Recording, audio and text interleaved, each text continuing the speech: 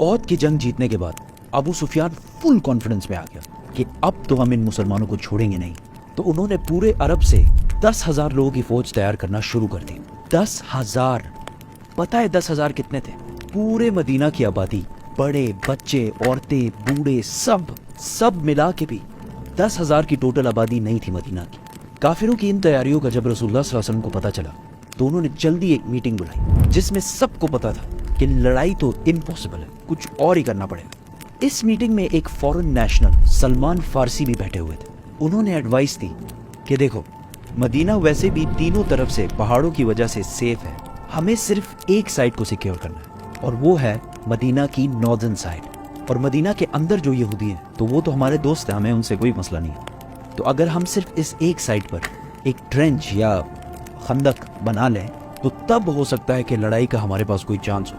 ये राय सारों को बहुत पसंद आई और डायरेक्ट ट्रेंच पे काम शुरू हो गया। हर 10 सहाबियों को 120 फुट जगह खोदने का टास्क दिया गया। एक मिनट, 120 फुट कितने होते हैं? लेट्स से ये करोला गाड़ी है, ठीक है, गुड ओल्ड टोयोटा करोला। इस जैसी 8 और करोला गाड़ियां हों और 5 उनके नीचे हों, इतना और ये सारा काम इनको ऐसी हालत में करना था कि भूख की वजह से पेट पर पत्थर बांधे हुए थे। इन टोटल मुसलमानों ने बहुत ही कम अरसे में मदीना की नॉर्दर्न साइड पे 6 किलोमीटर की ट्रेंच बना दी। 6 किलोमीटर कितना होता है? लेट्स से ये क्रिकेट स्टेडियम है। क्रिकेट स्टेडियम बहुत बड़ा होता है ऐसे ही और 36 क्रिकेट स्टेडियम्स अगर लाइन में रखे जाए तो इतनी लंबी ट्रेंच, और अगर करोला गाड़ियों में देखा जाए तो इस ट्रेंच में 6,560 करोला गाड़ियां फिट हो सकती थी। खंदक खोदने के दौरान एक बहुत बड़ा पत्थर बहुत कोशिश के बाद भी टूट ही नहीं रहा। तो सहाबा ने रसूलुल्लाह सल्लल्लाहु अलैहि वसल्लम को कहा कि ये तो मसला हो गया।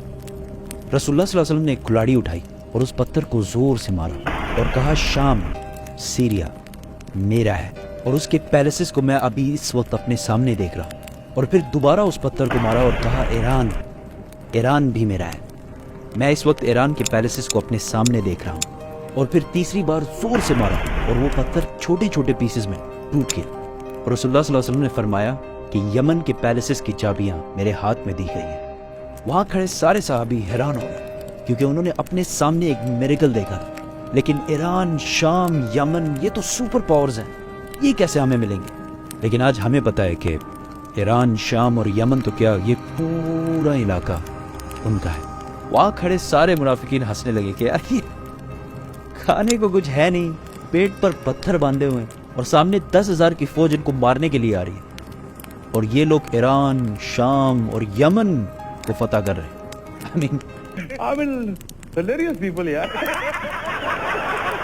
मक्का वालों की फौज पहुंची तो टेंशन में पड़ गई कि यार ये क्या है, ये तो हमने सोचा ही नहीं था। एंड टू बी ऑनेस्ट, अगर वो लोग डायरेक्ट हमला करते, सरप्राइज अटैक, तो मुसलमानों को खत्म कर सकते, क्योंकि उनकी फौज पूरे मदीना के आबादी से ज्यादा थी। दोनों फौजें सामने आई और बस दूर से एक दूसरे को देखने लगी। मुसलमान भी रिलैक्स बैठे हुए थे, उनको कोई टेंशन ही नहीं थी। अगर कोई उनके फौज से सामने आता तो मुसलमान उसको तीरों से मार देते। काफी दिन यही सिस्टम चलता रहा और आखिर काफिरों के एक ग्रुप को गुस्सा आया और उन्होंने किसी तरीके से उस ट्रेंच को क्रॉस करके अंदर घुस गए। और इस ग्रुप में अबू जहल का वही बेटा इक्रिमा भी था, लेकिन हजरत अली ने जाके उनके लीडर को मार दिया और वो सारे वापस भाग गए। ऐसा लग रहा था कि क्लियरली मक्का वाले जंग हार रहे हैं। लेकिन यहाँ अबू सुफियान ने एक बहुत जबरदस्त गेम खेली कि मदीना के अंदर तो हम नहीं घुसा, लेकिन मदीना के अंदर जो यहूदी हैं उनको मुसलमान कभी अच्छे नहीं लगते। उनको अगर हम किसी तरह कन्विंस करें और वो मुसलमानों के घरों में उनकी औरतों और बच्चों पर हमला करें तो मुसलमानों को जरूर पीछे हटना पड़ेगा और हम इन पर हमला कर देंगे। और यहूदियों ने डायरेक्ट हाँ कर दी और सारे मुआहदे जो मुसलमानों के साथ किए थे तोड़ दिए। नाउ मुसलमान ओहद की तरह दो फौजों के दरमियान में फिर फंस गए और यहूदियों ने आहिस्ता आहिस्ता मदीना के अंदर सहाबा के घरों को रेड करना शुरू किया। मुसलमान अब इस टेंशन में पड़ गए कि वो अपने घरों में अपने औरतों और बच्चों को बचाए और या मक्का वालों की फौज से इधर लड़े। ये बहुत ही टेंस सिचुएशन थी मुसलमानों के लिए। यहाँ तक कि रसूलुल्लाह सल्लल्लाहु अलैहि वसल्लम ने कहा कि अब मदीना वालों के घरों को बचाने के लिए सिर्फ एक ही रास्ता है कि हम काफिरों के एक ग्रुप से डील कर लें, कि हम इनको हर साल मदीना के खेतों में जो क्रॉप्स होती हैं ان کا 1/3 حصہ ان کو دیں گے. لیکن صحابہ نے کہا کہ اگر یہ اللہ کی طرف سے ہے تو بالکل ڈیل کرتے ہیں, لیکن اگر آپ ہمارے بچوں کو بچانے کے لیے اتنی بڑی قربانی دے دیں تو ایسا نہ کریں, ہم آخری دم تک لڑیں گے. اتنے ٹینس سچویشن میں کہ مسلمان بالکل حوصلہ ہار رہے تھے. کہانی میں ایک بہت بڑا ٹوسٹ آتا ہے اور ایک بندے کی انٹری ہوتی ہے جو پورے گیم کو سنگل ہینڈڈلی چینج کر دے. نیکسٹ ڈے کافروں کی فوج سے ایک بندہ سامنے آتا ہے اور کہتا ہے مجھے محمد سے ملنا ہے. آپ صلی اللہ علیہ وسلم کے پاس آ کر انہوں نے کہا کہ میں نے اسلام قبول کر لیا ہے, لیکن اس بات کا کسی کو نہیں پتا, بتائیں میں آپ کی کیا مدد کر سکتا ہوں. رسول اللہ صلی اللہ علیہ وسلم نے کہا جو بھی تم کر سکتے ہو کرو, ہم بہت مشکل میں اس ٹائم. اس نے کہا اوکے نو پرابلم. وہ سیدھا گیا یہودیوں کے پاس اور انہیں کہا کہ مکہ والے بہت بڑے دھوکے باز لوگ ہیں, ان کا ساتھ کبھی نہیں دینا. اگر انہیں تھوڑا بھی لگا کہ وہ ہار رہے ہیں تو وہ تمہیں یہیں چھوڑ کر واپس چلے جائیں گے, اور پھر مسلمان تمہیں نہیں چھوڑیں گے. ہاں اگر پھر بھی ڈیل کرنی ہے تو ان سے گارنٹی کے طور پر کچھ بندے ضرور مار لینا, اگر وہ سچے ہیں تو وہ ضرور دیں گے. اس کے بعد وہ سیدھا کافروں کے پاس گیا اور ابو سفیان کو کہا کہ یہودیوں نے کبھی کسی سے وفا کی, تم بتا. یہودی اور مسلمان سارے ملے ہوئے اور یہ مل کے ہم کو پاگل بنا رہے ہیں. اگلے دن مکہ والوں نے یہودیوں سے کہا کہ بس ہم حملہ کر رہے ہیں, تم لوگ بھی حملہ کرو, مسلمانوں کو ہمیشہ کے لیے ونس اینڈ فار آل ختم, بائے بائے, ٹاٹا. یہودیوں نے کہا بالکل حملہ ہم کریں گے, لیکن آپ ہمیں کچھ بندے تو پرووائڈ کریں ایز اے گارنٹی. اور مکہ والوں نے یہودیوں کی بات نہیں مانی.